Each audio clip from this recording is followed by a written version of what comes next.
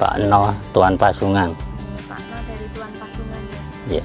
Pak No, katanya ini ada info serangan tikus ya Pak di sekitar sini ya Pak? Oh, Mbak, ini nek malam ini nyerang malam tikusnya karena kan serangan tikus sebelah sini. Nah ini lahan sebelah sekitar lahan Pak No ini sudah terserang tikus juga ya Pak? Ya karena yang tikus kabeh Mbak, aku kan nilaimu nek bengi tikusnya kan sebelah saya kan ya wong akeh do nek bengi kan do nilai tikus. Nah ini lahan sebelah kan kini tikus Pak. Nggih, Akibatnya apa Pak nek kena serangan tikus nanti? Nek abate kan petake Pak Desugi niki kan sebelah iki dhewe iki kan pernah sering dilepi, jarang kan diobati pupuk. Kena ngomong tikus. Akibatnya ya gagal rapanen. Jadi panennya berkurang. Nggih. Jadi kan bersebelahan ya Pak, lahan yang kena tikus itu bersebelahan sama lahan yang Pak No budidayakan. Iya, iki kan sebelah tak dhewe niki nek sing sebelah-sebelah kan nggih normal ya. Nah terus iki sebelah jenengan kenging tikus kok lahannya jenengan mboten kenging Pak. Lah Apa enten perlakuan khusus tak lahan jenengan? lah wingi kan disukani pupuk keng pabrik, aku kon nyemprot pupuke nah tak gunake pupuk keng pabrik aku ngono kalih sebelah dhewe iki aku. Lah wingi kan tak dikei pupuk keng pabrik sing semprot sing cair sing botol sing cilik niku kan kula tak pakeke ning pengolahannya kan telung dina pisan kula semprot turut nggalengang kalih dhuwur ngon parin ini niki. Jadi ketika aplikasi ini tuh tikusnya gimana Pak? Mboten pun nyerak, nggih nyerak ning mboten patek kaya nek sebelah dhewe iki kan terlalu parah terus pelayan ngetan terus. Jadi wingi kan semprot segalengan yang di dhewe niki kalih nek bengi kan tak leboni banyu. Jadi kan tugasnya mboten purun nyerak ten paren. Menurut Pak No niku pengaruhnya ketika setelah aplikasi pupuk kita Ya luwih sehat, luwih terjamin timbang pupuk liya-liyane sing keserang tikus iku kuwi. serang tikus sampai produksinya gimana Bu? Produknya itu sampai bisa habis gitu Mbak. Ya, tapi panennya menurun, nggak seperti yang dulu-dulu itu. Yang kemarin kan enggak yang ini menurun gitu. Kalau untuk lahannya Bu Lastri gimana setelah diaplikasikan pupuk? Ini ya alhamdulillah aman.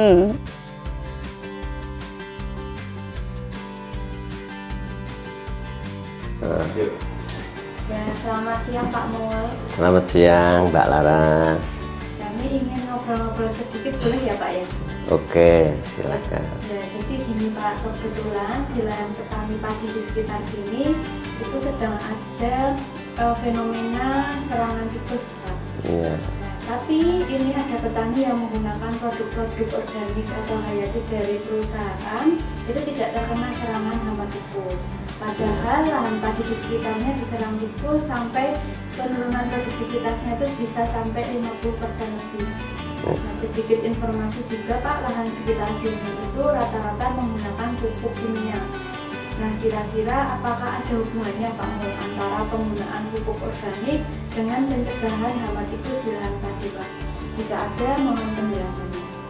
Makasih atas pertanyaannya dari Mbak Laras ya. Jadi dari kasus yang didapatkan di lahan ya, ternyata padi organik itu lebih tidak disukai tikus, sementara yang pakai pupuk buatan itu lebih disukai ya.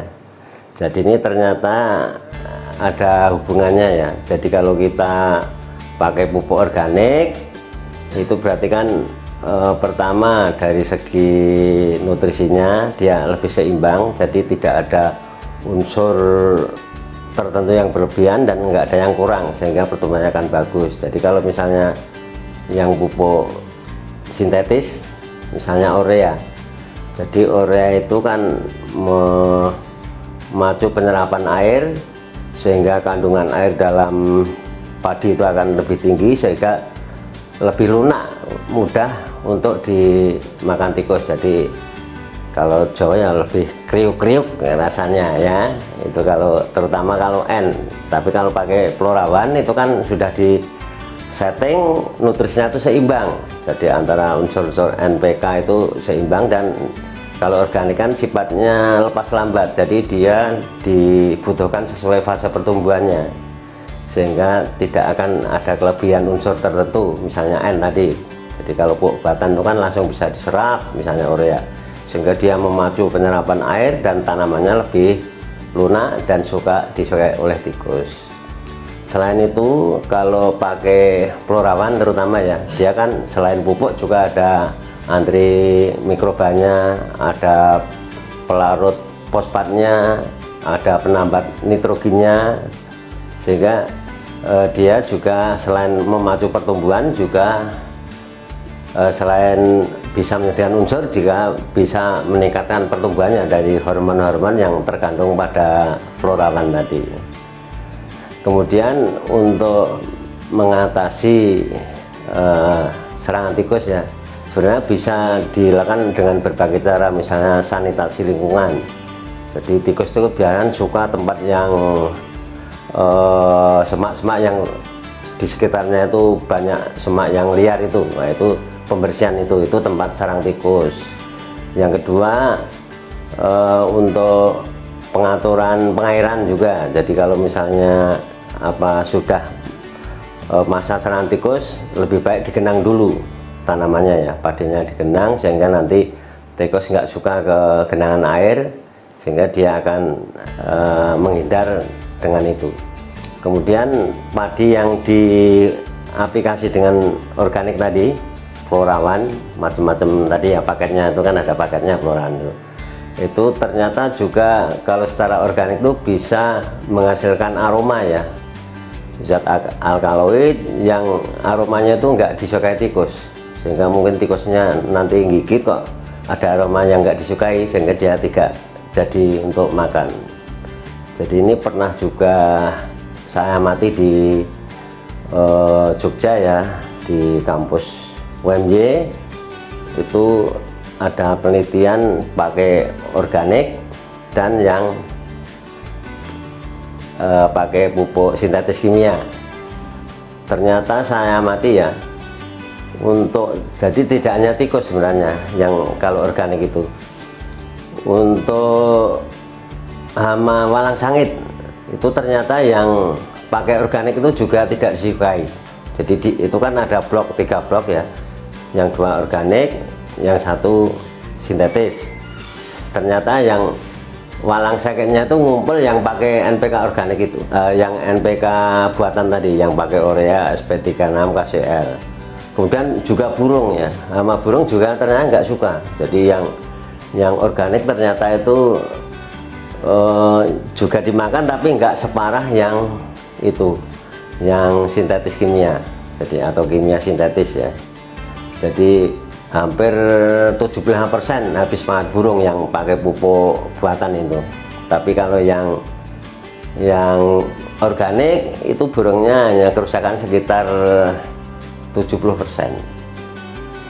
Jadi kalau yang sintetis atau kimia itu yang